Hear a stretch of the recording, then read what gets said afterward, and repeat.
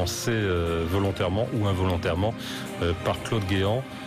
On espérait 2000 militants du Front National à Strasbourg. La salle a l'air plutôt remplie cet après-midi. Et Marine Le Pen qui vient de monter sur cette estrade. Nouveau meeting donc de Marine Le Pen qui n'a toujours pas rassemblé ses 500 signatures, qui va sans doute réaborder ce thème cet après-midi évidemment. Et on va suivre ce discours de Marine Le Pen en intégrale sur BFM TV.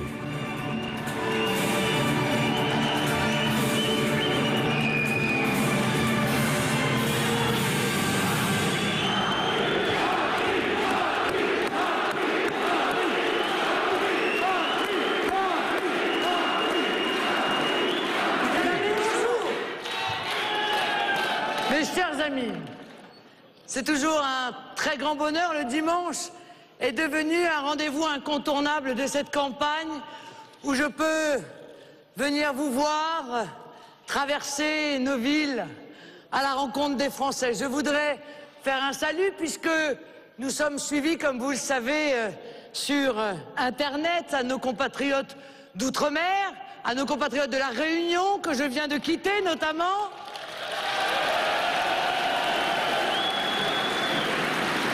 Mais aussi, bien sûr, aux Français qui nous suivent de l'étranger. Internet a une importance particulière, puisque c'est grâce aussi à Internet que beaucoup de nos compatriotes peuvent se faire une opinion, sans caricature, sur les idées qui sont les nôtres, sur le projet qui est le mien. Et heureusement qu'il y a Internet, mes chers amis.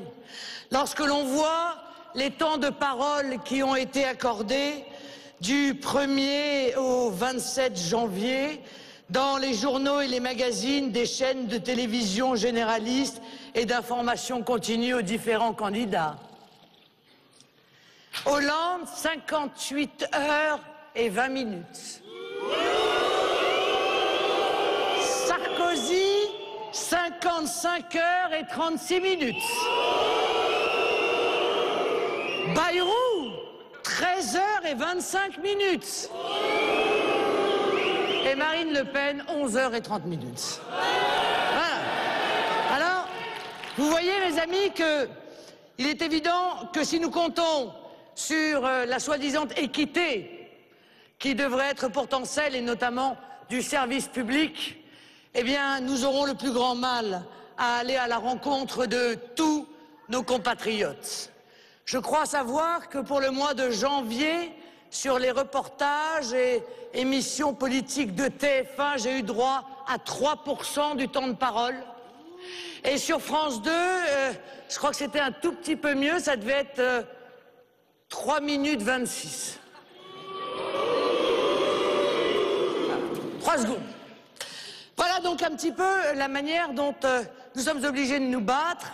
Et parce que je suis en train de parler d'Internet, parce que vous le savez, je défends la liberté d'Internet, parce que je vois bien, et vous voyez bien que c'est un média alternatif, que c'est celui où peut exister et se diffuser la liberté de la parole et de l'expression, eh bien je profite de cela pour lancer un signal amical à un site Internet qui n'est pas du Front National, mais dont les administrateurs aujourd'hui sont victimes d'une véritable persécution judiciaire, à savoir nos amis de F de souche.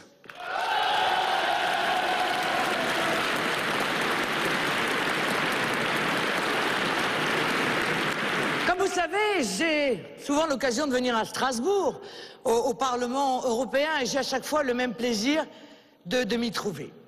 J'aime moi qui aime tant flâner dans le quartier de la Petite France, je suis venu vous parler de la Grande France. Peut-être ici, plus qu'ailleurs encore, on sent l'âme de la France. Parce que votre terre alsacienne, tant malmenée dans notre histoire nationale, a toujours eu le cœur patriote. Elle a toujours cru dans sa bonne étoile française. Elle n'a jamais renoncé à l'amour de la France. Je vous parle d'amour de la patrie. Et quel meilleur symbole que Strasbourg pour s'arrêter quelques instants pendant cette longue campagne présidentielle sur ce moteur essentiel de mon action politique. de votre adhésion à mes idées et à ma candidature. Oui, l'amour de la patrie est au cœur de ma démarche. Je le clame, je le revendique, je l'assume pleinement.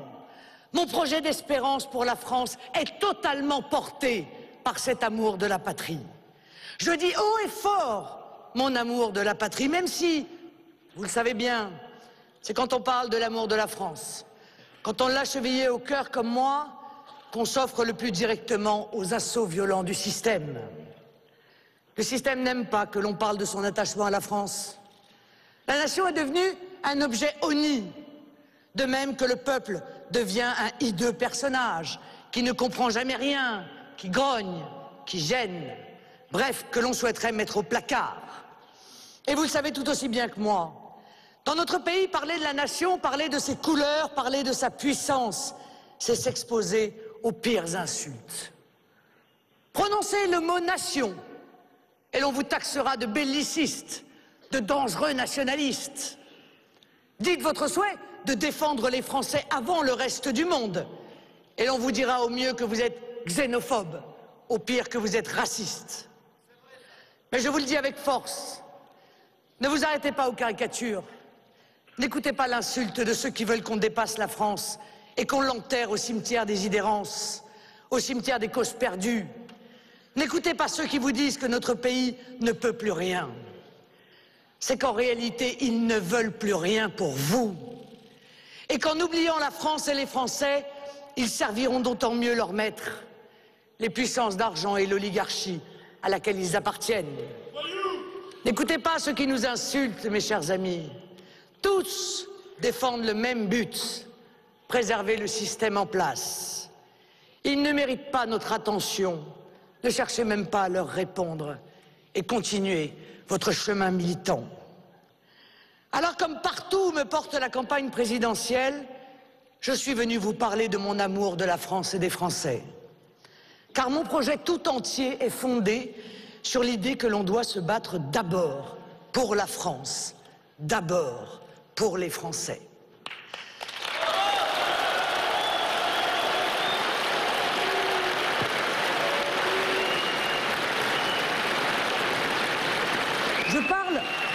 Je parle d'amour de la France et des Français quand je parle de sortir la France des griffes des marchés financiers et de retrouver la croissance. Je parle d'amour de la France et des Français quand je donne mes solutions protectionnisme pour réarmer notre pays dans la mondialisation. Je parle d'amour de la France et des Français quand je construis un projet pour redonner l'espoir aux catégories populaires et aux classes moyennes, pour rétablir l'ordre sur le territoire, pour relever l'école de la République. Je parle d'amour de la France et des Français quand je parle de la nécessité d'arrêter l'immigration. J'entends déjà les commentaires médiatiques sur ce discours. À Strasbourg, Marine Le Pen revient à ses fondamentaux.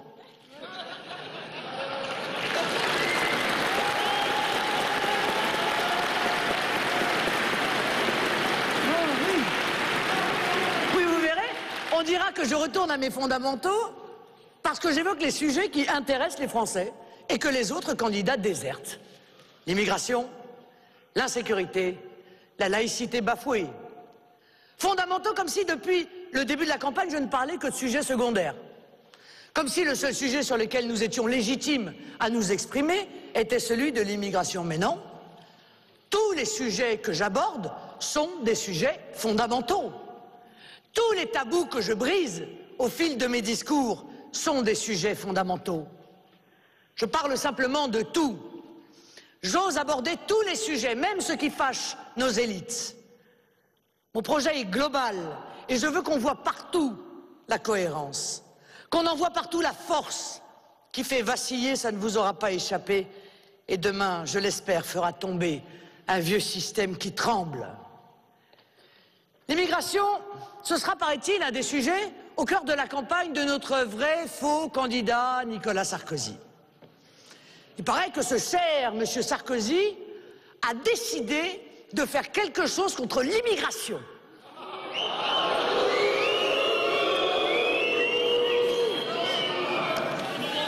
Qui a dit en 2006, je cite, les Français savent, que les violences qui ont éclaté dans nos banlieues à l'automne dernier ne sont pas sans rapport avec l'échec de la politique d'immigration et d'intégration. Devinez, Nicolas Sarkozy. Alors ministre de l'Intérieur depuis 4 ans tout de même à l'époque, en charge justement de ces questions d'immigration et de sécurité. Qui a dit en 2007, je cite toujours, « La France n'est pas seulement une démocratie où seul compte la loi de la majorité, c'est une république avec des principes et des valeurs. » Qui a dit, pour faire venir sa famille, il faudra un logement, un travail, mais il faudra aussi apprendre le français avant de venir dans notre pays. Nicolas Sarkozy, candidat à la présidence de la République, mais oui. À l'époque, il était ministre de l'Intérieur depuis 5 ans. Qui a dit en 2010, dans son fameux discours de Grenoble, je cite toujours, « Enfin, il faut le reconnaître. Je me dois de le dire. » C'est bien, il avait mis 4 ans. Hein. Nous subissons les conséquences de 50 années d'immigration insuffisamment régulée qui ont abouti à un échec de l'intégration. Nicolas Sarkozy, président de la République depuis 3 ans, à l'époque en charge des questions d'immigration depuis 8 ans. 2011, je cite encore, excusez-moi, je suis un peu cruel, mais... La France accueille chaque année 200 000 immigrés en situation légale, c'est trop. C'est l'équivalent d'une ville comme Rennes. J'avais déjà entendu ça quelque part d'ailleurs. Hein. Ah ben là c'est Claude Guéant. Ministre de Nicolas Sarkozy, lui-même en charge des questions d'immigration depuis 9 ans. 9 ans. Et oui, mes chers amis, il manque cruellement d'originalité. Ils pensent qu'ils peuvent faire le même coup, refaire le même coup, puis le refaire sans cesse, indéfiniment. Dans le cadre d'une impunité totale dont on sait que c'est la spécialité des récidivistes. Et même des multi-récidivistes.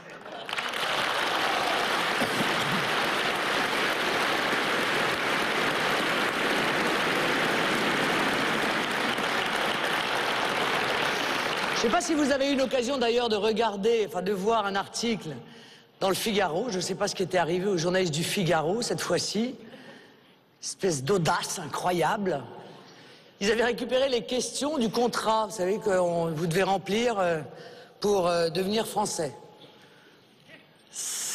Le niveau des questions était tellement pitoyable que j'avoue que quand on relit ce que disait Nicolas Sarkozy, ça fait quand même un peu frémir. Alors pourquoi est-ce qu'ils vont refaire le même coup? Tout simplement parce qu'ils sous-estiment le peuple français. Ils sous-estiment sa perspicacité. Et puis ils surestiment leur tactique de communication. En réalité, ils se surestiment eux-mêmes. Nous sommes en 2012. Cela fait 10 ans maintenant qu'on nous chante le même discours. 10 ans que Nicolas Sarkozy est en charge des affaires d'immigration et d'insécurité. 5 ans comme ministre de l'Intérieur, 5 ans comme président de la République. 10 longues années, mes amis. 10 longues années. Et il nous explique aujourd'hui, pour la 50e fois, peut-être que l'immigration est un problème et qu'il va falloir s'en occuper. Mais quand? En 2020? En 2030? En 2050? Eh oui, parce que les Français lui ont donné déjà maintes fois le mandat de changer les choses. Il en avait la pleine possibilité, il n'a rien fait. Rien fait alors qu'il avait la majorité. Pas organisé à l'époque de référendum. Il a même été largement élu en 2007 pour cela. Mais qu'a-t-il fait depuis? Puisque Nicolas Sarkozy semble aujourd'hui découvrir ce que c'est que les valeurs, il pourrait peut-être se pencher sur la valeur de la parole donnée et y réfléchir. Qui peut croire une demi-seconde qu'il fera demain ce qu'il n'a pas voulu faire hier? Personne, bien sûr. Il voudrait maintenant réformer par référendum. Il découvre le référendum. Mais, excusez-moi mes chers amis, mais n'est-ce pas lui qui a poignardé le nom français à la Constitution européenne en 2008?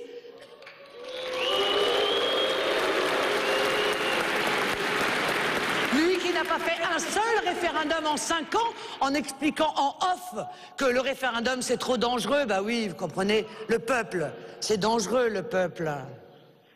Est-ce que c'est pas lui qui a fait retirer de la Constitution le référendum obligatoire à tout nouvel élargissement de l'Union européenne? Si, c'est lui. N'est-ce pas lui qui est intervenu en Grèce il y a quelques semaines, alors que la Grèce voulait demander son avis au peuple grec pour faire supprimer le projet de référendum? C'est encore Nicolas Sarkozy.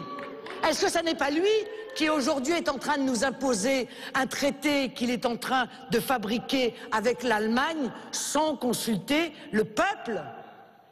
Mais s'il voulait faire des référendums, il pouvait en faire, Nicolas Sarkozy, pendant 5 ans. Sur l'immigration, nous n'attendions que cela, et les Français n'attendaient que cela. Sur les plans de renflouement qu'on nous impose tous les quelques mois maintenant pour aller sauver l'Irlande, le Portugal, la Grèce, 60 milliards déjà que nous avons empruntés pour les verser dans le puits sans fond, 30 milliards encore dans quelques semaines qu'on va encore nous réclamer. Tout ça pour imposer des cures d'austérité aux Français pour l'instant, petite cure d'austérité, parce qu'on est avant l'élection présidentielle. Mais demain, grosse cure d'austérité. Et si vous voulez un exemple de cela, regardez donc ce qui est en train de se passer en Grèce. Regardez ces Grecs, sous la domination, sous la botte de la Troïka, la BCE, le FMI, l'Union européenne. Réduction de 20 à 25% des salaires, y compris le salaire minimum qui a déjà baissé de 20% depuis 2009 et qui amène le SMIC à 500 € par mois. Alors que les coûts de la vie sont les mêmes en Grèce qu'en France. Réduction de 20% des retraites, de toutes les retraites de plus de 1 000 € par mois. Réduction de 20 à 30% des retraites complémentaires supérieures à 150 € par mois.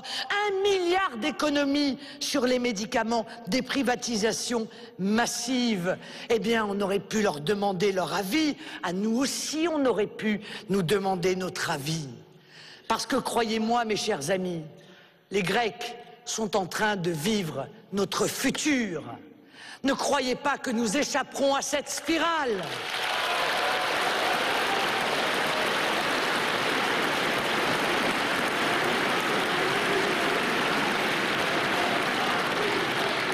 Et tout ça pour sauver le veau d'or, l'euro. Le sacrifice des peuples pour sauver leur monnaie. Alors aujourd'hui, Nicolas Sarkozy nous parle d'un référendum sur l'immigration. Il ne s'agit pas d'ailleurs de demander aux Français ce qu'ils en pensent. C'est de savoir si c'est le juge administratif qui queue ou le juge judiciaire. Bon. Il utilise en réalité une nouvelle fois l'immigration comme un thème électoraliste. Mais je crois qu'il se trompe lourdement. Parce que la lutte contre l'immigration n'est pas un thème de campagne. C'est évidemment une impérieuse nécessité que nous avons trop retardée maintenant. Moi, je veux agir sur ce sujet, comme sur les autres. Je ne veux pas qu'on passe le prochain mandat à tergiverser pour mieux reculer et laisser l'immigration exploser comme sous les précédents mandats. Allons-nous perdre en ce domaine encore un mandat supplémentaire?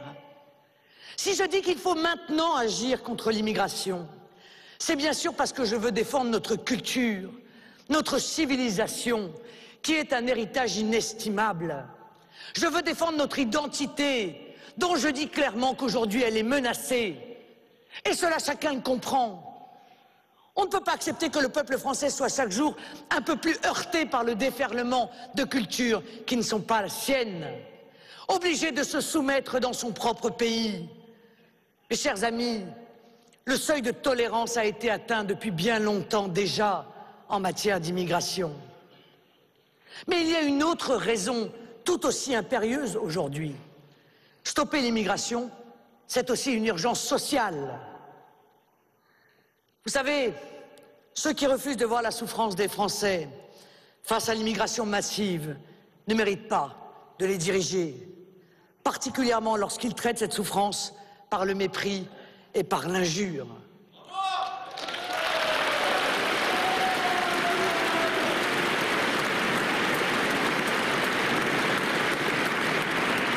Arrêter l'immigration, mes amis, je vous le disais, est une urgence sociale. Vous savez très bien, la solidarité n'est pas un sentiment qui va de soi. L'homme est un loup pour l'homme, disait-on, et c'est bien cela, malheureusement, l'état naturel de l'homme. La solidarité est un sentiment qui n'existe que lorsqu'une société se trouve une communauté de valeurs, un socle culturel commun dans lequel chacun se reconnaît. Et depuis que nos sociétés sont organisées en nations, la nation est le cadre naturel de l'exercice de la solidarité. Les choses sont aussi simples que cela. La sécurité sociale, tout notre système de protection sociale, notre consentement à l'impôt repose sur ce principe. Nous n'acceptons de payer les uns pour les autres, de nous assurer les uns les autres contre les risques de l'existence, de nous protéger les uns les autres que parce que nous nous reconnaissons membres d'une même famille. Et cette famille, c'est la France, mes amis.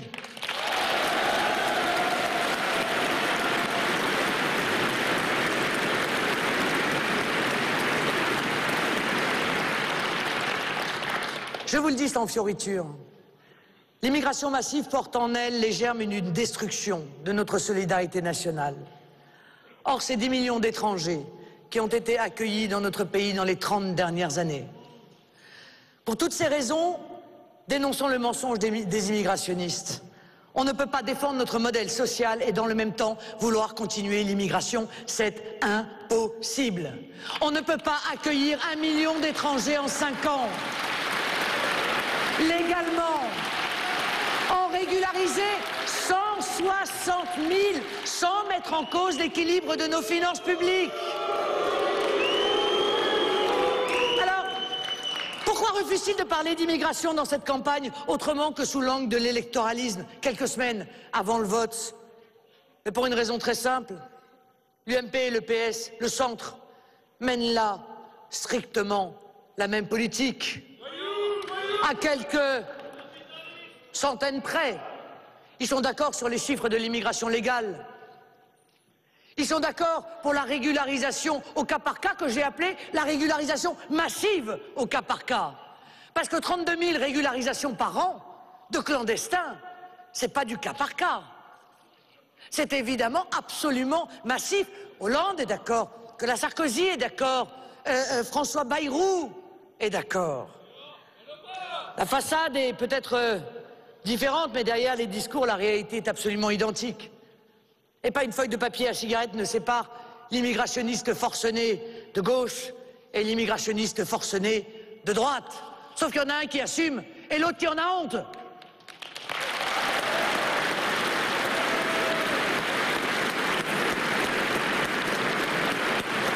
Alors aujourd'hui, le pouvoir fait entrer l'équivalent de la ville de Rennes chaque année en France.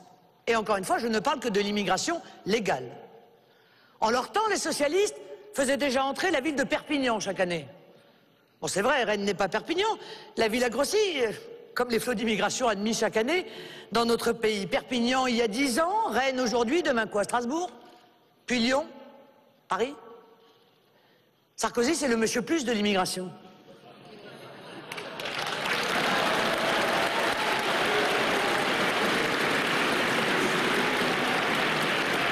Vous étiez comme moi, vous n'aviez rien compris. Vous n'aviez rien compris, moi non plus. Parce que s'il a créé un ministère de l'immigration à son arrivée en 2007, Nicolas Sarkozy, c'était pas pour la réguler, mais pour la développer. C'est pour ça qu'il avait choisi M. Besson. Un ministère spécialement chargé de promouvoir l'immigration, tâche qui est aujourd'hui dévolue au ministre de l'Intérieur, l'ineffable Claude Guéant.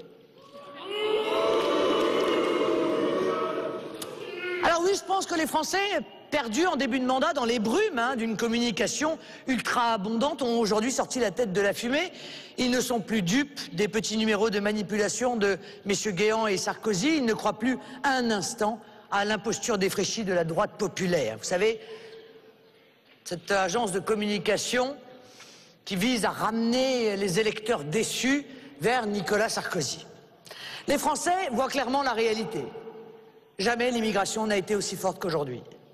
Et même le journal Libération est obligé d'admettre que c'est bien moi qui donne les vrais chiffres de l'immigration en hausse continue quand le ministre de l'Intérieur sort des chiffres de son chapeau, comme d'autres en retirent des lapins.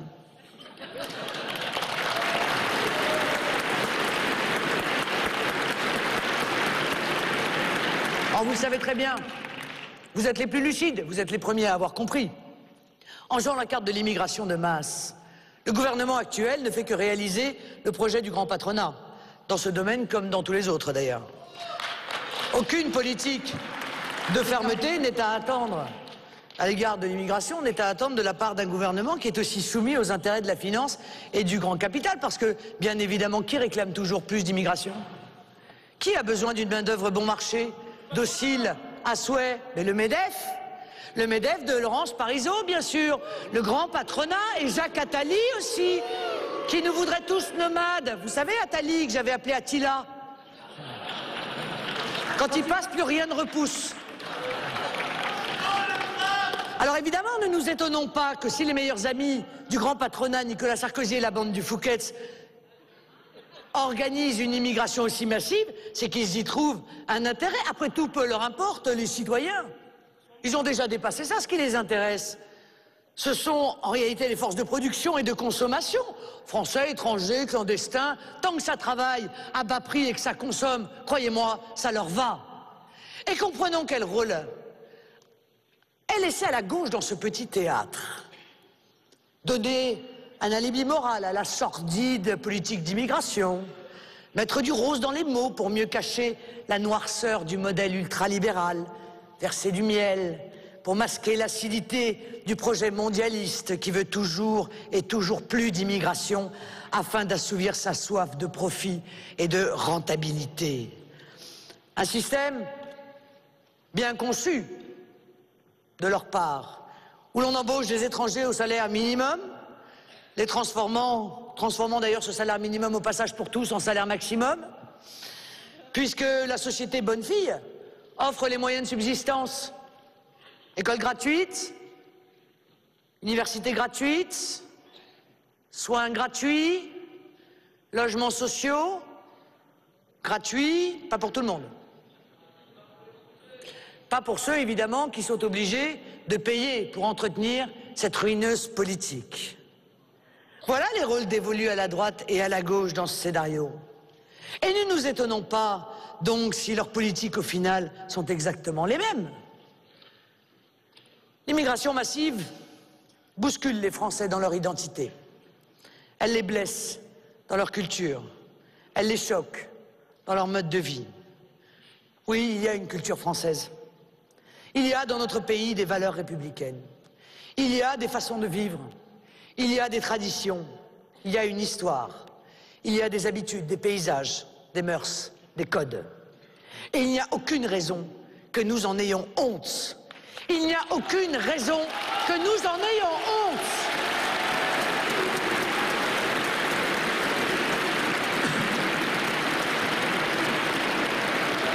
Il n'y a aucune raison que nous soyons obligés de nous plier aux exigences des derniers arrivés.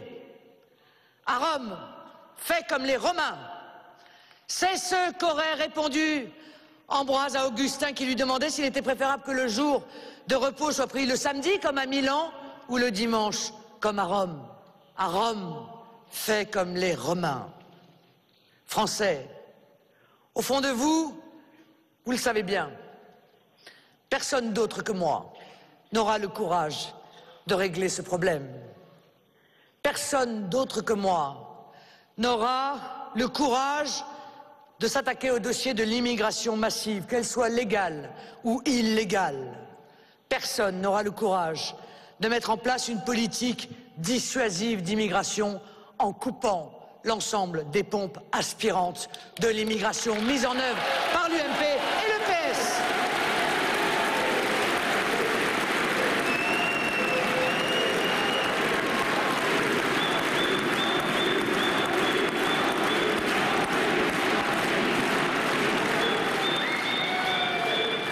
Alors nous allons rompre avec la politique des apprentis sorciers. Un pays qui compte 5 millions de chômeurs, 8 millions de pauvres et plus d'1 million de foyers en attente d'un logement social. ne peut pas se permettre un tel laxisme migratoire. Un pays où un tiers des Français ne se soignent plus correctement parce qu'ils n'en ont plus les moyens, ne peut plus prendre en charge les soins des centaines de milliers de gens poussés par l'immigration sanitaire.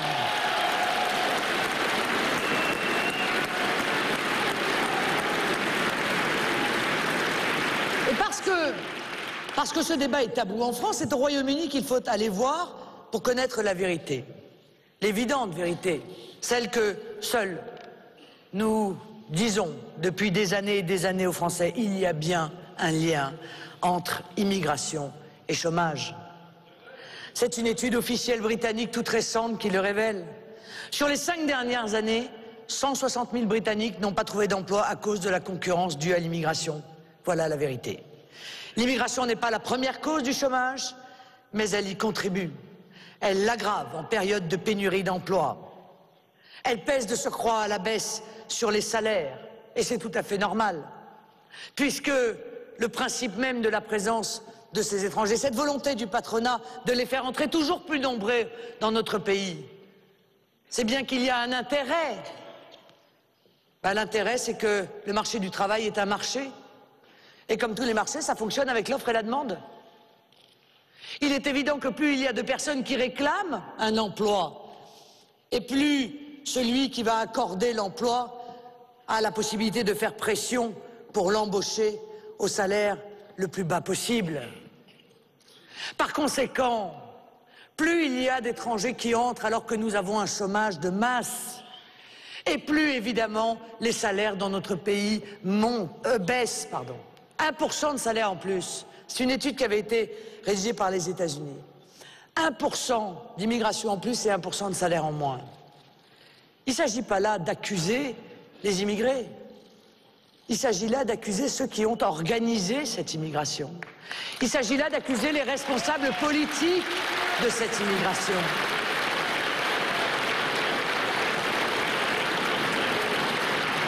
Alors continuer comme cela, c'est évidemment une folie.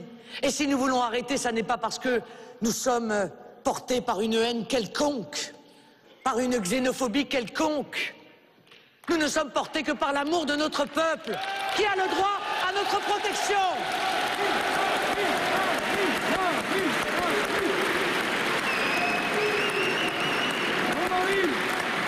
Alors mes amis,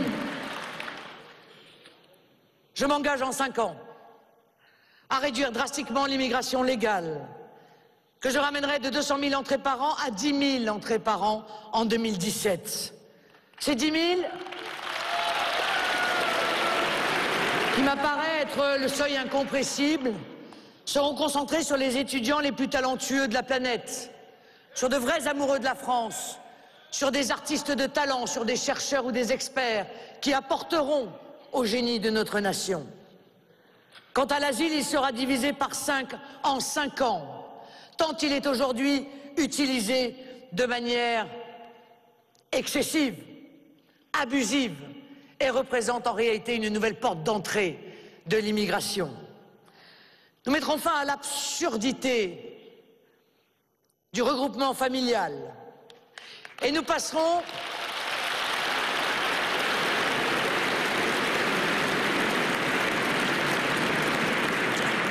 des accords avec les pays pour que les étrangers criminels effectuent leur peine dans leur pays et non en France.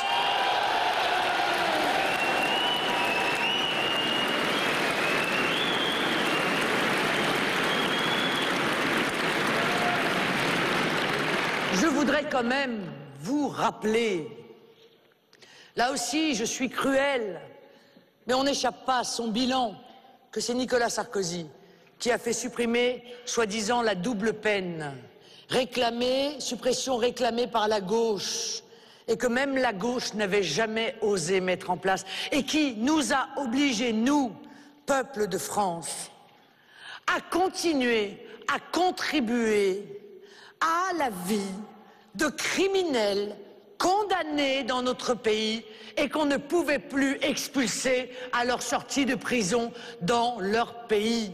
Mais c'est insensé comme mesure. C'est Nicolas Sarkozy qui a fait cela. C'est lui qui a mis en danger. C'est lui qui a mis en danger des Français en laissant ces criminels rester sur notre territoire, en ayant la cruauté de nous demander, en plus, de subvenir à leurs besoins. Eh bien, voyez-vous, ça, moi, je ne l'oublie pas. Ça, je ne l'oublie pas.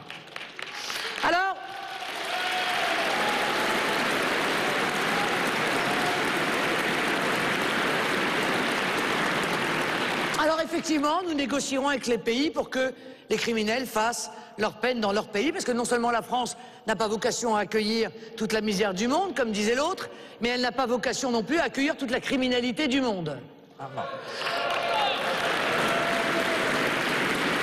Nous réglerons le problème, mes chers amis, des régularisations de clandestins.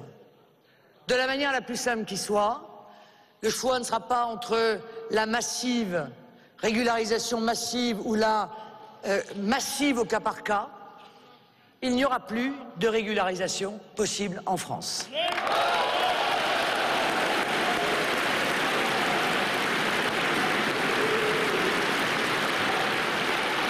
Je ferai voter la suppression de la loi permettant la régularisation qui disparaîtra de notre droit national.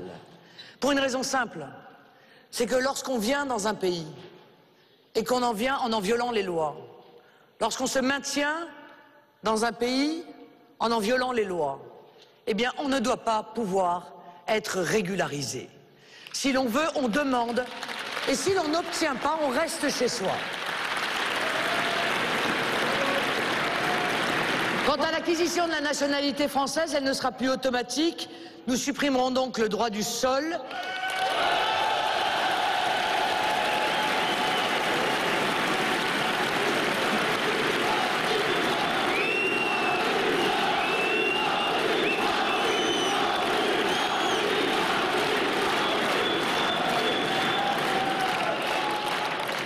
La nationalité, si l'on n'en a pas hérité de ses parents ou de l'un de ses parents, devra se mériter. Et au moins, quand on deviendra français, c'est parce qu'effectivement, on l'aura mérité et pas, comme c'est trop souvent le cas, par hasard. Il faudra bien entendu que la France retrouve la maîtrise de ses frontières, parce qu'on ne fera rien dans le domaine de l'immigration, comme dans les autres d'ailleurs, tant que notre pays ne pourra pas contrôler ses frontières. Contrôler ses frontières, maîtriser ses frontières. J'entends à chaque fois on me dire « Alors Madame Le Pen, vous voulez fermer les frontières ?» Oui, accessoirement, si c'est nécessaire. Mais avant de pouvoir les fermer, il faut déjà que je les contrôle. Il faut déjà que je les maîtrise. Pour pouvoir avoir une autorité quelconque dans ces domaines-là, encore faut-il avoir une maîtrise quelconque. Et pour ça, évidemment, il faut mettre fin aux accords de Schengen, qui sont une cause essentielle de la clandestinité, mais pas seulement, de la drogue aussi, et de la criminalité. Écoutez, mes amis,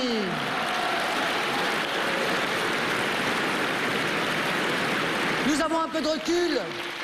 Nous avons un peu de recul maintenant pour nous apercevoir que la libre circulation voulue par Bruxelles aura aussi été la libre circulation des criminels et de leurs réseaux.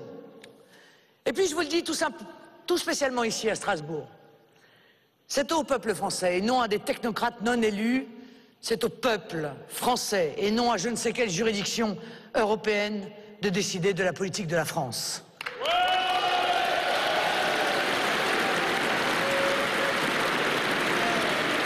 C'est au peuple français. Et non aux juges des cours européennes de décider de la politique d'immigration de la France, de savoir qui peut entrer et qui peut rester, s'installer, travailler sur notre territoire national. C'est au peuple français de décider des conditions et du niveau d'exigence imposés aux candidats à l'immigration. Oui, j'arracherai des mains des juges la politique de la France.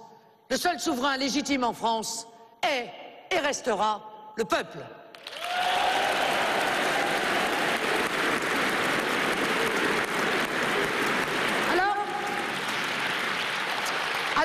renégocierons la Convention européenne des droits de l'homme, et en particulier son article 8, parce qu'il est utilisé en toutes circonstances par les associations de promotion de l'immigration pour accroître l'immigration en France. Cet article 8 est utilisé en toutes circonstances pour nous empêcher, justement, d'avoir la maîtrise de l'immigration. Et d'ailleurs, parlons-en de ces associations. Ces fameuses associations qui n'associent plus grand monde, d'ailleurs, si ce n'est les intérêts d'une petite intelligentsia parisienne. Il faudra aller regarder de très près dans leurs comptes. Toutes ces associations qui ont un objet social communautariste, qui visent à promouvoir l'immigration et notamment clandestine.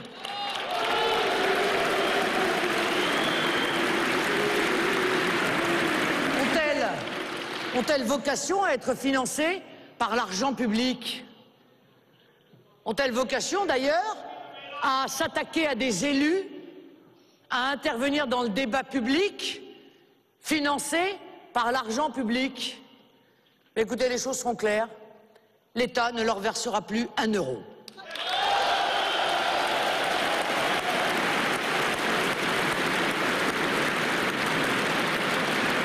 Parce que il n'est pas acceptable d'arroser de subventions publiques des associations qui ne jouent pas le jeu de la République. Parce qu'il y a des priorités à clairement assumer aussi en période de disette budgétaire. L'argent public doit être réservé à de vraies causes utiles aux Français, à des associations vraiment utiles à la communauté nationale. Je pense notamment aux associations de soutien aux sans-abri, aux associations d'aide aux personnes âgées abandonnées, aux associations d'aide aux victimes de la délinquance et de la criminalité, aux petits clubs sportifs. Ce sont ces associations-là que l'État devra aider bien davantage.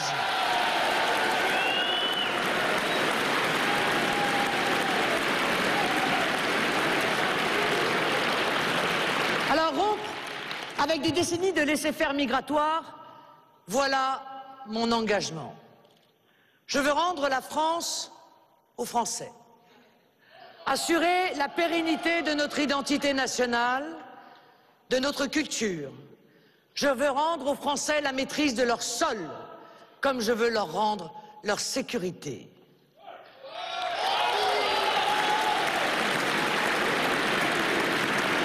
Vous savez, mes amis, il ne faut pas que vous soyez dupes, vous non plus, de la caricature qui est faite par un certain nombre de médias et par évidemment l'ensemble du système politique français tous les jours, je suis arrêté par des Français d'origine étrangère, tous les jours, qui me disent « Madame Le Pen, vous êtes notre seul espoir.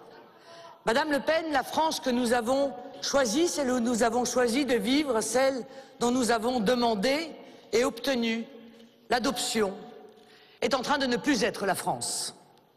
Tout ce qui nous a fait aimer la France, tout ce qui a fait que nous avons voulu devenir des filles et des fils de France est en train de disparaître.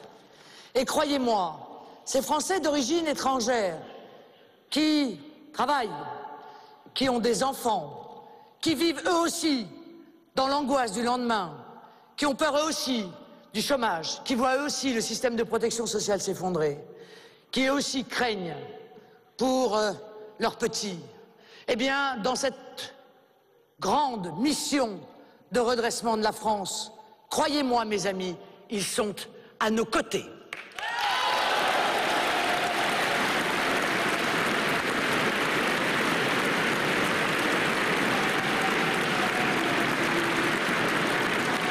Alors, vous remarquerez qu'il y a un autre sujet dont les candidats rechignent aussi à parler, d'ailleurs on n'entend plus du tout parler.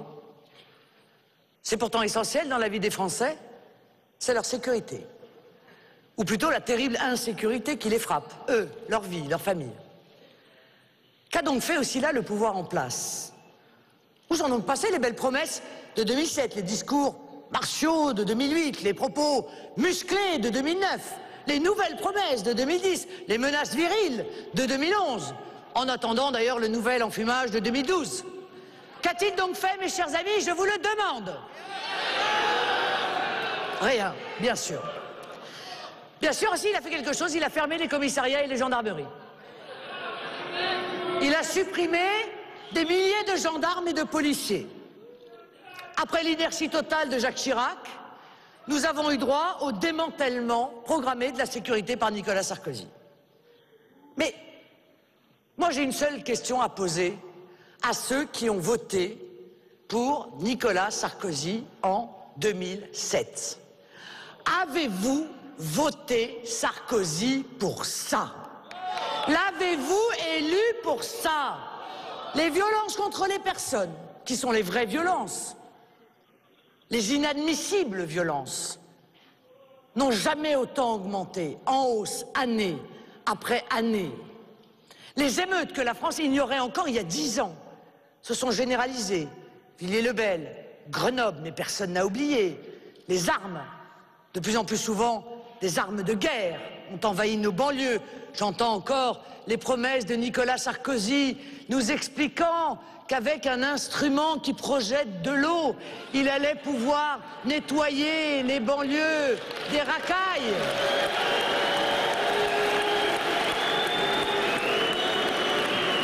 J'entends encore les promesses d'aller nettoyer les caves des armes qui s'y trouvent. J'ai la tête pleine de ces promesses. Et je ne vois que la réalité, comme vous. La barbarie qui se déchaîne dans ces zones de non-droit que la République a désertées. Les services publics qui n'y entrent plus, les bus, obligés d'être protégés par des cars de police, les forces de l'ordre sur la pointe des pieds, la peur au ventre, avec l'ordre de se faire les plus petites possibles. Et nos campagnes, autrefois épargnées, sont-elles aussi maintenant touchées toutes, sans aucune exception. Les voitures aussi, maintenant, y brûlent. Les cambrioleurs, les braqueurs aussi, maintenant, y sévissent. Les bandes aussi, y sèment la terreur. J'ai été saisi d'une affaire, somme toute, ô combien banale, dans la France de Nicolas Sarkozy. Le problème du club de tir local de Merzwiller. Une association de tir victime de dizaines de dégradations et de vols toutes les semaines, menacée depuis 1 an, systématiquement. Cette zone devenue une zone de non-droit, le bâtiment saccagé. Ces hommes et ces femmes ont porté plainte 20 fois. 20 fois dans le désert. Excédés par l'inertie, ils ont interpellé la presse et ils ont créé un blog où ils ont lancé un véritable SOS. Le lendemain de l'ouverture de ce blog, le Clubhouse a brûlé. Ce sont des milliers de cas comme celui-là que l'on étouffe, que l'on minimise, de peur de la légitime colère du peuple français. Plus un seul reportage sur la violence à la télévision, plus un seul reportage sur l'insécurité, plus un seul dossier sur ce sujet pourtant fondamental qui nous touche tous, quel que soit notre âge, quelle que soit notre classe sociale, quelles que soient nos origines, quel que soit l'endroit où nous vivons, dans les grandes villes ou dans les grandes campagnes. Plus un mot. Ah, vous comprenez, on a tellement peur du syndrome papivoise. Le syndrome dont ils ont pensé que ce simple petit reportage avait entraîné Jean-Marie Le Pen au second tour de l'élection présidentielle. Mais ça n'était pas seulement le cas de Papivoise. C'était la goutte d'eau qui fait déborder le vase. Mais depuis, combien de gouttes d'eau ont fait déborder le vase du caractère insupportable de l'insécurité? Combien de gouttes d'eau sont venues nous indigner tous les jours quand on arrive à trouver dans quelques journaux locaux la réalité sur la sécurité dans notre pays? C'est vrai que nous vivons dans la peur aujourd'hui. dans la peur pour les nôtres, dans la peur pour nos enfants. Et c'est normal. Mais le pire de tout, c'est que le gouvernement a peur. Et c'est pour ça qu'il ne fait rien. Et ça, en revanche, c'est parfaitement anormal.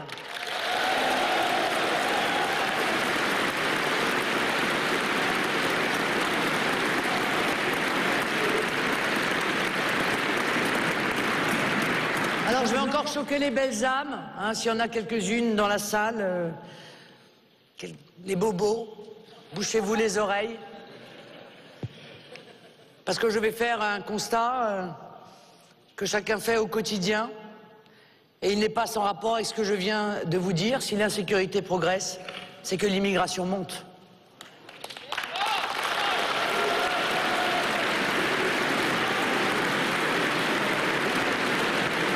Si l'insécurité se généralise, c'est que l'immigration est hors contrôle.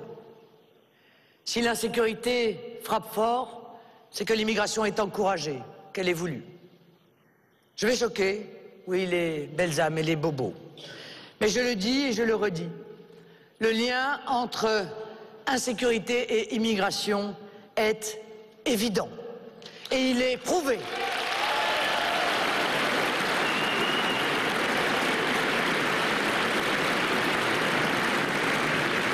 Je ne sais pas si je serais traîné devant le tribunal de la pensée pour avoir osé dire ce qui apparaît aujourd'hui à tous comme une évidence et que même Nicolas Sarkozy s'en est rendu compte, pour vous dire que ça devait tout de même être flagrant. Bon, c'est pas pour ça qu'il a fait quelque chose d'ailleurs, mais enfin tout de même, il en a fait le constat. L'immigration bouscule le pays parce qu'elle crée des tensions. Parce que l'assimilation ne peut plus se faire. D'abord parce que le concept même d'assimilation a été abandonné, considéré comme une acculturation scandaleuse qu'on demandait à ceux qui nous rejoignaient. Mais aussi parce qu'elle n'est plus possible. Quand il s'agit d'accueillir chaque année des populations aussi nombreuses, venues des quatre coins du monde, l'assimilation n'est plus possible quand il y a, dans des classes de 30 enfants, 14 ou 15 nationalités différentes. L'assimilation n'est plus possible quand il n'y a pas de travail. Voilà, ça c'est une réalité. Et pour réduire l'insécurité, eh bien il faut aussi, mes amis, stopper l'immigration en visant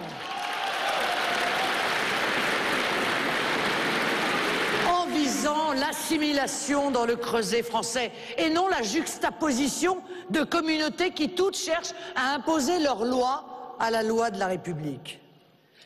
Et c'est bien en changeant de regard sur le délinquant que nous pourrons enfin faire reculer la peur, faire reculer la violence. Oui, il s'en sera fini du laxisme, de cette victimisation systématique du voyou qui a toujours une bonne excuse pour justifier son acte, alors que la victime, la vraie, est complètement oubliée, méprisée, mise de côté. Oui, le juge doit rendre des comptes sur ses décisions. Ben écoutez, je remettrai les choses à l'endroit. Simplement, le coupable est le coupable et la victime est la victime. C'est évident. C'est évident, me direz-vous. Eh bien, écoutez, vu le niveau d'inversion des valeurs de nos dirigeants politiques, je dis que ça va quand même mieux en le disant. Et dans l'affaire DSK, ça n'était pas si évident pour tout le monde, non? Dans les décisions de remise en liberté, des représentants de victimes seront systématiquement associés. La présence des victimes dans les commissions de décision de remise en liberté conditionnelle sera prévue et obligatoire. C'est la moindre des choses. Que celui qui a été victime dans sa chair ou dans sa famille puisse être au moins interrogé, entendu par celui qui s'apprête à prendre une décision de remise en liberté conditionnelle. Il n'y a qu'en France que la victime apprend dans le journal que son violeur a été remis en liberté ou que l'assassin de son fils ou de sa fille a été remis en liberté. Il n'y a pas d'autre pays où ça se passe comme cela. Je prendrai également une mesure d'application immédiate, la fin des remises automatiques de peine, afin d'assurer enfin l'application des peines de prison.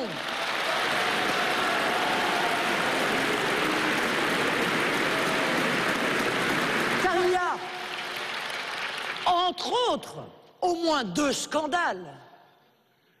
Ce sont les 16 000 peines de prison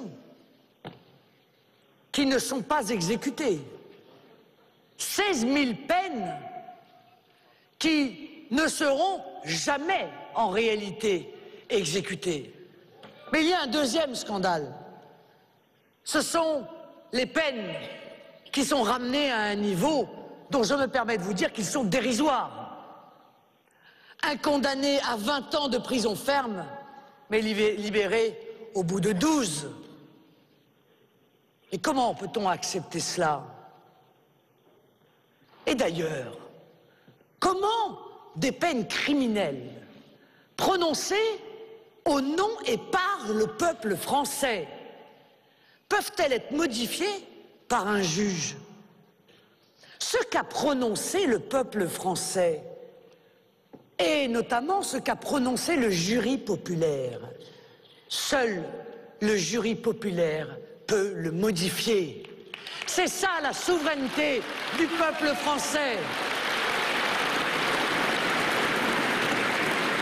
Et puis, mes amis, comment ne pas voir le risque qu'on fait ainsi courir à nos enfants, aux plus vulnérables, premières victimes des fous qu'on laisse traîner en liberté? Nicolas Sarkozy avait promis de sortir le glaive contre les violences. Il nous a montré une ridicule épée en plastique. Celle qu'on offre aux petits garçons qui se prennent pour des super-héros. La même petite épée en plastique, d'ailleurs, qui avait déjà servi à Jacques Chirac et à Lionel Jospin. Il devait la conserver, je pense.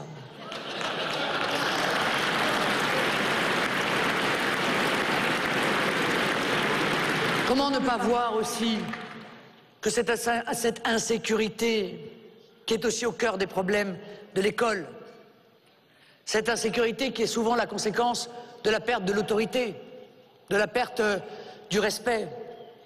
Quand l'injure est systématiquement minimisée, quand le geste violent à l'égard du professeur est lui aussi minimisé, quand les délits sont appelés incivilité, quand l'intimidation prend sa place dans la cour de récréation, quand l'enfant et les professeurs ne se sentent plus en sécurité à l'école, quand le métier d'instituteur, de professeur est devenu pénible à cause de cette insécurité et à cause de cet effondrement de l'autorité du maître sur l'élève. C'est cela qui fait qu'aujourd'hui, le métier d'enseignant est devenu aussi difficile. C'est pour ça qu'ils sont aussi mal. C'est pour ça que de plus en plus, eh bien, ils préfèrent faire autre chose. Alors nos frontières ne sont plus maîtrisées, l'insécurité s'abat sur notre pays et la laïcité est chaque jour davantage bafouée. Pourtant, la laïcité est un principe primordial. Rappelons-le, la laïcité consiste à ne pas laisser la religion empiéter sur l'espace public pour respecter la liberté de tous les cultes dans la sphère privée, tant évidemment qu'ils n'empiètent pas eux-mêmes sur la liberté d'autrui. Depuis 1905, nous étions arrivés à un équilibre en France, et c'est cet équilibre que je veux respecter. Et c'est cet équilibre que les candidats de l'UMPS remettent en cause, en permanence. Pourquoi donc François Hollande veut-il introduire la loi de 1905, dite de séparation de l'Église et de l'État, dans la Constitution, si ce n'est pour des raisons bassement électoralistes, pour faire oublier que le Parti socialiste a été à l'origine de toutes les violations de la loi de 1905. Sont les premiers, avec les municipalités, à avoir commencé à faire des grands panneaux pour souhaiter les fêtes de l'ensemble des religions. Ce sont les premiers, avec Madame Aubry, à avoir mis en place des horaires séparés dans les piscines. Ce sont les premiers à avoir détourné la loi de 1905 pour financer les mosquées en France.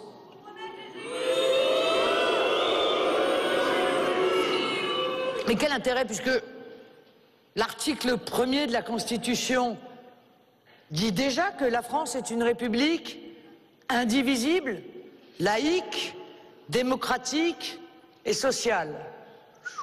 Nicolas Sarkozy devrait relire ça, parce que quand on les reprend tous, là, c'est un peu indivisible, avec le communautarisme ambiant, la discrimination positive, on a oublié, laïque, comme je viens de vous le dire, démocratique, nous n'en parlerons pas aujourd'hui, mais je pense que chaque jour, vous pouvez voir les avancées démocratiques dans notre pays, hein, voilà, où ce sont deux personnes qui décident de qui sont candidats et qui ne sont pas. Quant à social, comme je vous ai dit tout à l'heure, la Grèce étant en train de vivre notre futur, je pense que cet article 1er, à mon avis, pourra être barré si jamais M. Hollande et M. Sarkozy, ou M. Sarkozy, sont demain élus. Alors je continue cet article 1er. Elle assure l'égalité devant la loi de tous les citoyens, sans distinction d'origine, de race ou de religion. Elle respecte toutes les croyances. Écoutez, c'est très bien. En réalité, la seule modification utile de la Constitution est celle que je propose. En introduisant cette disposition qui nous protégera du piège du communautarisme, la République ne reconnaît aucune communauté. Ce qui permet de dire non à toutes les revendications communautaristes qui sont portées dans notre pays chaque jour, en tout lieu, en toutes circonstances. Pas seulement d'ailleurs, mes amis, dans le public, mais aussi dans le privé.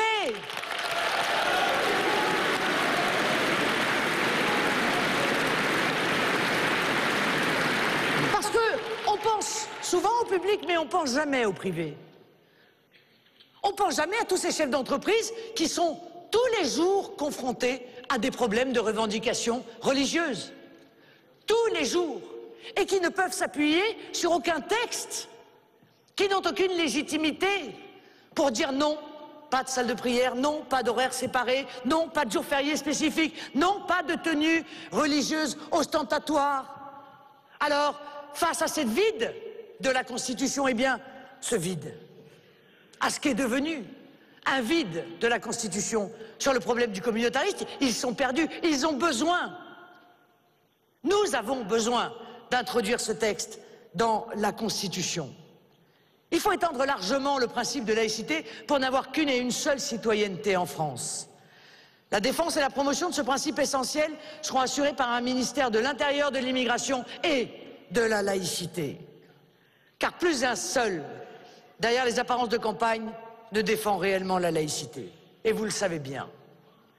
Jean Glavany, conseiller de François Hollande, a dans une récente interview, où il ne cite d'ailleurs jamais l'islam, mais il s'attaque durement à l'Église catholique, qui bénéficierait encore de privilèges exorbitants à ses yeux. Mais mes chers amis, auraient-ils tous oublié que la France est un pays de tradition chrétienne ?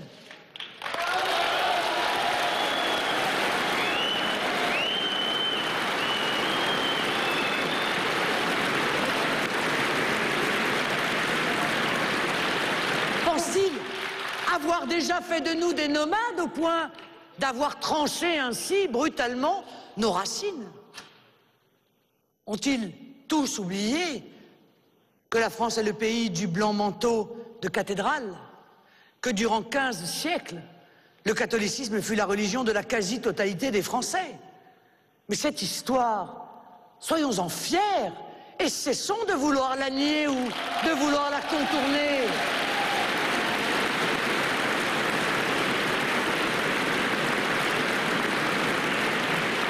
Sur certaines parties du territoire national existent d'autres traditions religieuses, respectables d'ailleurs. Ainsi, à La Réunion, où je viens de me rendre, j'ai visité un temple hindouiste. Nos compatriotes d'origine tamoule, venus du sud de l'Inde et qui vivent dans ce département d'outre-mer, sont souvent pratiquants. L'absence de reconnaissance des religions ne conduit pas à les ignorer, et encore moins de faire preuve d'hostilité à leur égard, comme l'a fait Jean Glavany. Celui-ci va jusqu'à demander la suppression du régime concordataire qui vous régit, vous, en Alsace-Moselle. Et je reviendrai sur ce point. Enfin, il y a une volonté de dissimulation du véritable projet de la gauche de François Hollande et de Daniel Cohn-Bendit. Projet que l'UMP et Nicolas Sarkozy peuvent signer dès demain. Quel est-il? À force de compromission et de soumission à la finance mondialiste, le Parti socialiste et l'UMP ont perdu le peuple de France.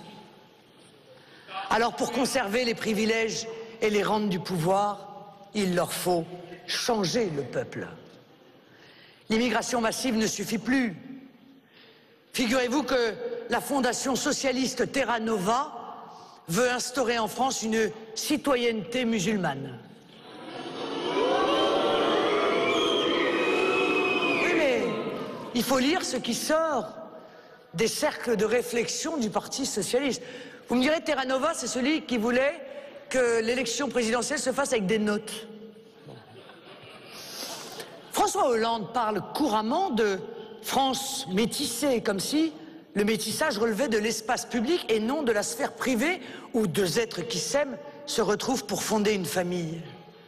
Mais la gauche a perdu le sens de la République.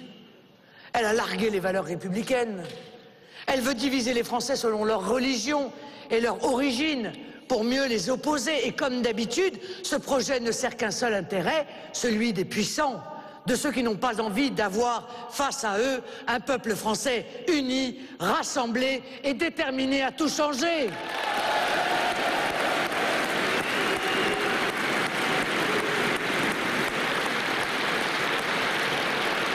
Alors de son côté, bon, ça dépend des mois aussi. Parfois, Nicolas Sarkozy flatte les religions. En général, c'est quand on s'approche de l'élection. Toutes les religions. Mais méfiez-vous, mes chers amis. Comme les trains, une religion peut en cacher une autre. Souvenez-vous du discours de Latran. Le curé serait supérieur à l'instituteur. Et si demain, M. Sarkozy décide de nous dire que l'imam dans les écoles coraniques est supérieur à nos professeurs, on risque quand même d'avoir un petit peu la sueur au front. Nicolas Sarkozy est un adepte du multiculturalisme anglo-saxon. Lui d'ailleurs qui se félicite qu'on le nomme Sarko l'américain. Vous vous souvenez, il faisait son jogging avec un YPD sur le...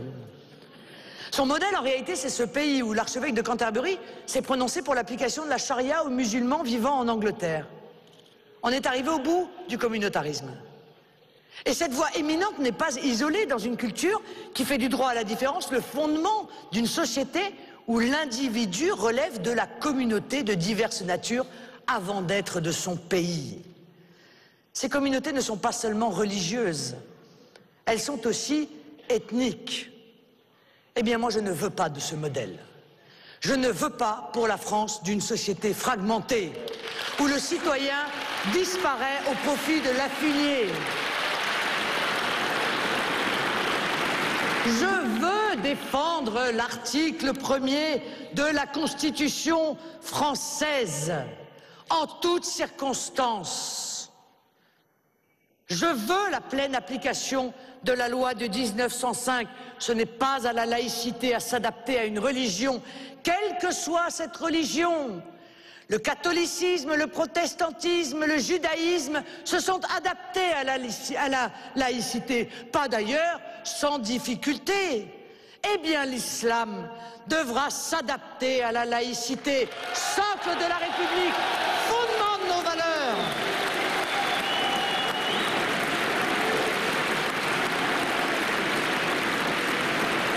Alors on me dit, mais Madame Le Pen, vous êtes une fausse laïque, vous défendez une fausse laïcité parce que vous parlez du fondamentalisme islamique. C'est-à-dire je parle de la réalité, des problèmes qui existent aujourd'hui en France.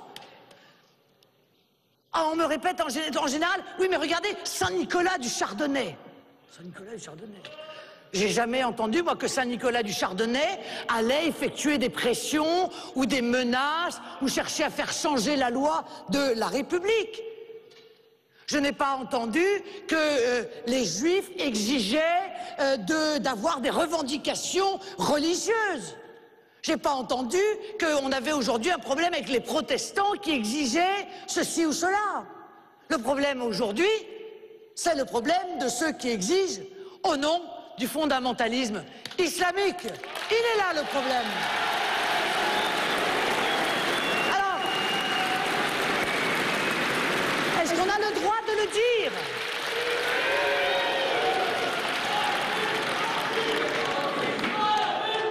Et si d'ailleurs beaucoup de musulmans ont fait cet effort de se soumettre à la laïcité, pourquoi d'autres s'y opposent? Si ce n'est évidemment dans le cas d'un bras de fer que certains voudraient bien gagner face à la République. Vous me direz, avec M. Hollande et M. Sarkozy, ce bras de fer, ils vont le gagner. Parce que M. Hollande et M. Sarkozy, ils ont des petits bras tout mous pour s'opposer au fondamentalisme islamique.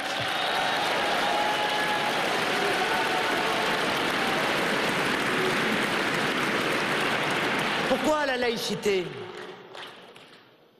Parce qu'il faut éviter ce qui divise, ce qui oppose, et ne retenir que ce qui unit, ce qui rassemble dans l'amour d'un pays qui a besoin d'un peuple tout entier derrière lui.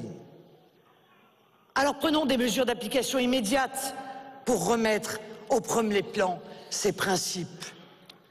Les usagers du service public ne doivent pas afficher de manière ostentatoire leurs convictions religieuses. Pour eux, comme c'est déjà le cas aujourd'hui pour les agents, les signes religieux ostentatoires seront interdits si je suis élu. Et j'assume en vous disant qu'effectivement je pense au voile, parce que je le considère comme un insupportable symbole de soumission de la femme.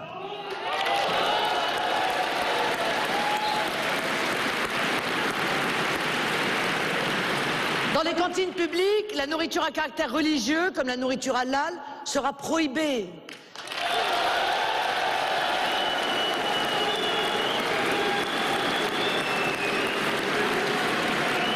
Mais pour au moins, chers amis, pour au moins deux raisons. D'abord parce que cette nourriture est certifiée par un organisme religieux qu'il faut rémunérer. Donc autoriser ce type de nourriture, c'est donc subventionner un culte en contradiction formelle avec la loi. C'est donc bafouer la République. Mais de surcroît, l'école publique laïque et républicaine ne peut pas être le lieu de revendications touchant à des interdits alimentaires. À ceux qui ne sont pas contents, mes amis, je leur rappelle que la cantine n'est pas obligatoire.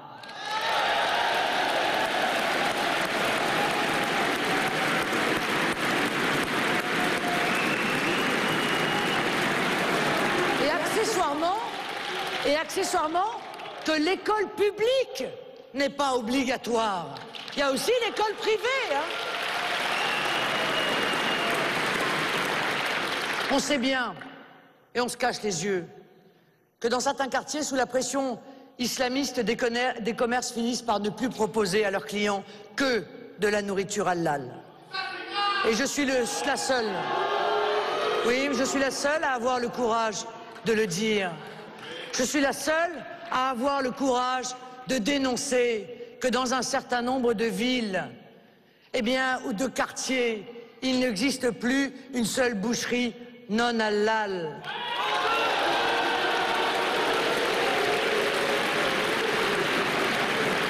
Mais parce que des pressions sont effectuées sur ces commerçants, des pressions insupportables. J'ai rencontré un commerçant d'un marché et un certain nombre de journalistes qui étaient présents pourraient d'ailleurs en témoigner. Un commerçant de Sarcelles qui est agressé régulièrement parce qu'il a un étal de boucherie non halal. Bombes lacrymogènes, crachats sur la nourriture. Et ceci, ce sont des faits qui sont en train de se multiplier, mes amis, dans l'indifférence générale de nos dirigeants.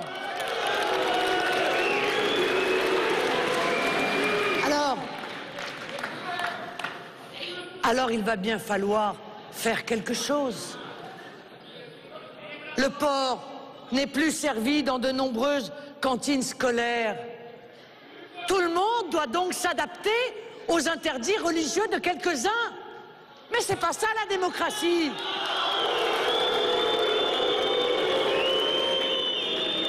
C'est celui qui a donc la règle la plus dure qui doit l'imposer aux autres. Mais ça n'est pas notre vision. Ça n'est pas comme cela que ça fonctionne dans notre pays. Dans certaines classes, les professeurs ne peuvent plus enseigner librement, sans risquer d'être accusés de racisme ou de blasphème. Alors je vous le demande, va-t-on retourner à des temps ténébreux? Le blasphème sera-t-il bientôt pénalement puni en France? Déjà, il a fallu mettre le professeur Redeker sous protection policière et l'inciter à changer de domicile parce que ses propos avaient déplu aux islamistes. Voilà ce qu'est devenu la France de Nicolas Sarkozy et de François Hollande. La République tremble. La République tremble devant les fondamentalistes. Et on se laisse faire sans rien dire. Eh bien, ça n'est pas ma conception. Dans les hôpitaux, le personnel masculin peut difficilement soigner les patientes. Non seulement je mettrai fin à ces pratiques honteuses, dangereuses et dégradantes, mais je les interdirai sous peine d'expulsion du territoire national pour les étrangers.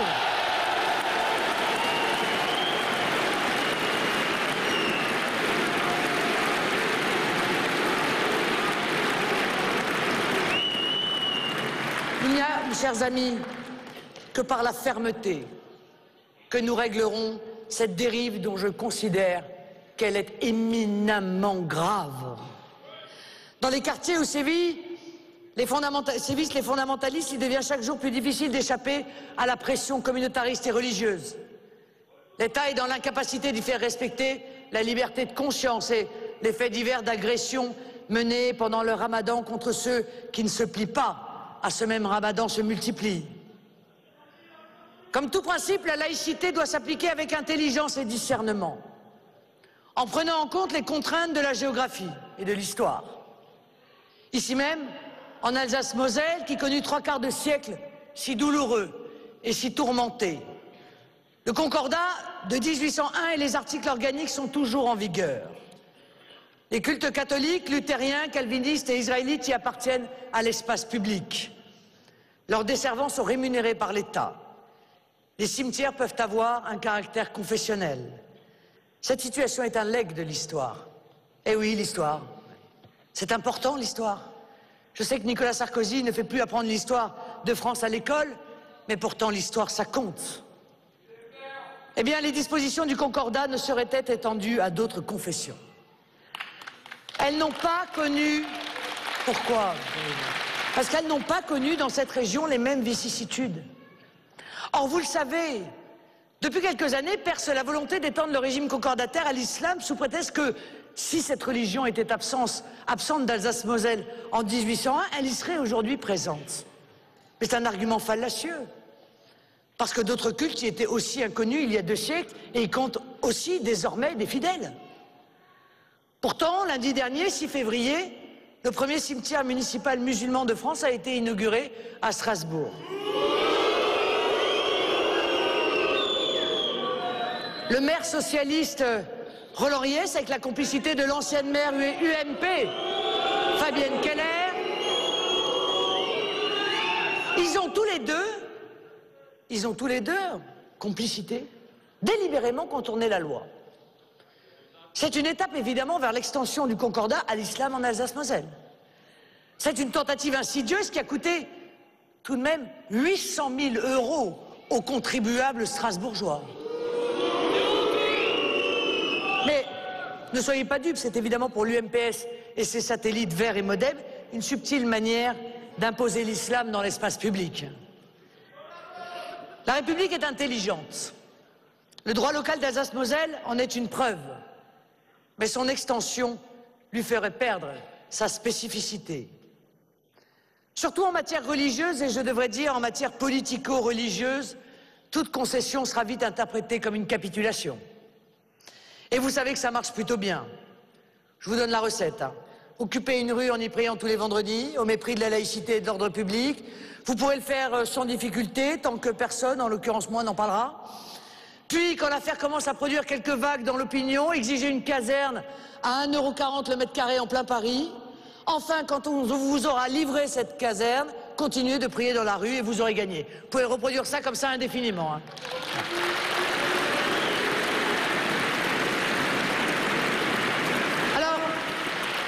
Avec Sarkozy et Hollande, c'est en permanence fondamentaliste 1, République 0. Eh bien, vous le savez, mes amis, la victoire changera de camp si je suis élu. Et alors que dire, puisque c'est dans l'actualité, de leur petit manège avec le Qatar? C'est le nouveau paradis de l'UMP et du PS. Ils passent leur vie là-bas, le Qatar. Faut trouver, c'est tout petit. Eh oui, le Qatar ne se limite pas à placer sa rente pétrolière dans le sport ou l'immobilier de luxe.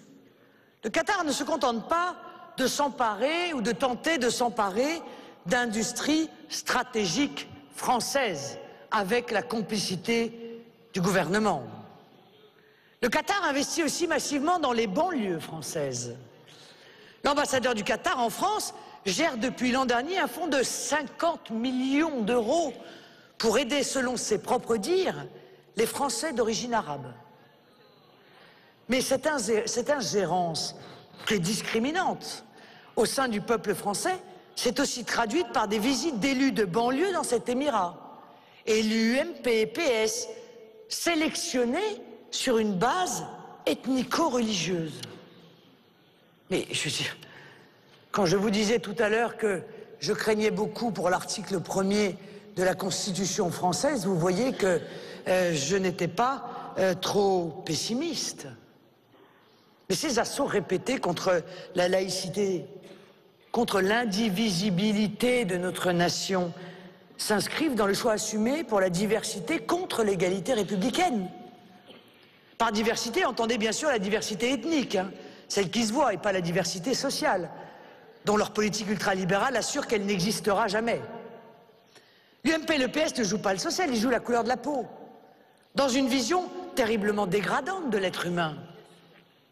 Combien de fois les Nicolas Sarkozy, les Jack Lang ou les Anne Nauvergeon n'ont-ils pas vanté la discrimination positive pour les minorités et donc la discrimination négative pour la majorité?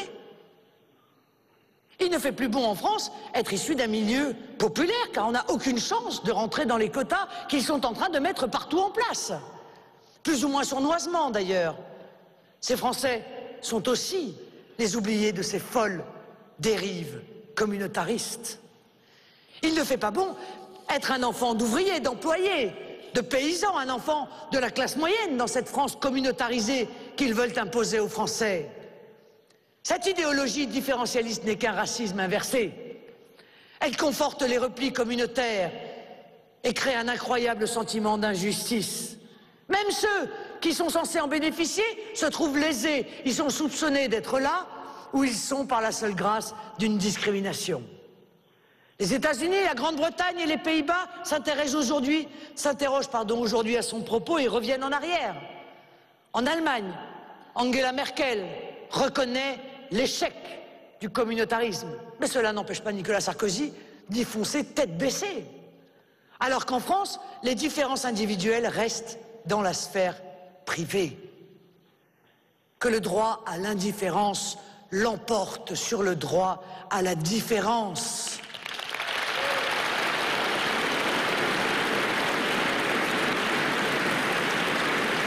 Que le talent, le mérite et l'utilité commune soient les seules distinctions dans la vie publique de la nation. Le seul choix est la citoyenneté, le mérite, le talent, l'effort. Et pour cela, il faut supprimer la discrimination positive partout.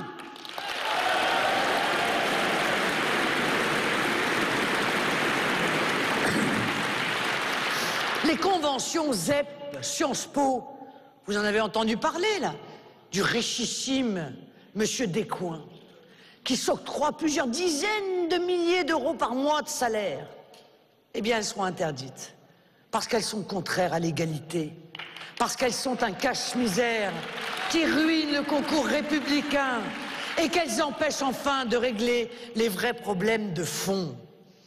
Je veux et je me battrai pour une république une et indivisible.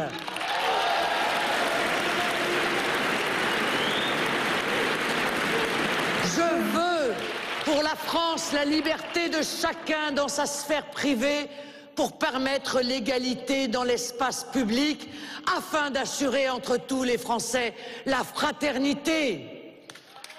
Oui, mes chers compatriotes, j'aime trop la France pour accepter de passer sous silence ce qui l'affaiblit, ce qui la ronge.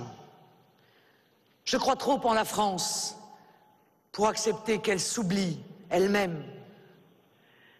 Les Français sont comme moi, tout entiers tournés vers leur pays, vers cette France éternelle qu'ils chérissent et qu'ils veulent voir redressée, fière, solide, maîtresse d'elle-même, renforcée dans ses valeurs. Oui, je serai le meilleur garant de la sécurité des Français parce que je romprai avec l'immigration et le laxisme.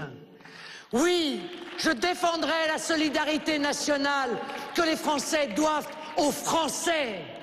Oui, je remettrai notre justice à l'endroit. Oui, je défendrai partout la République contre le fondamentalisme. La France est belle quand elle sait où elle va. La France est grande quand elle se respecte. Vive la République! Vive la France!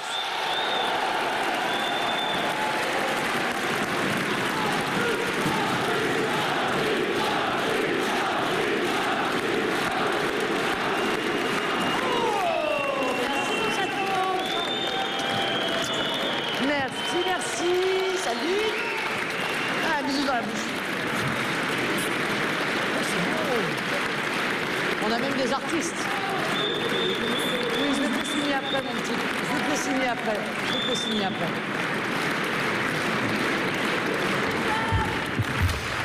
Voilà, discours offensif de Marine Le Pen. Vous l'avez suivi en intégralité sur BFM TV, sur l'immigration, la sécurité et la laïcité. Marine Le Pen qui est revenue sur les propositions phares en la matière, la suppression des régularisations de sans-papiers, suppression du droit du sol. Elle a aussi abordé la prohibition de la nourriture halal.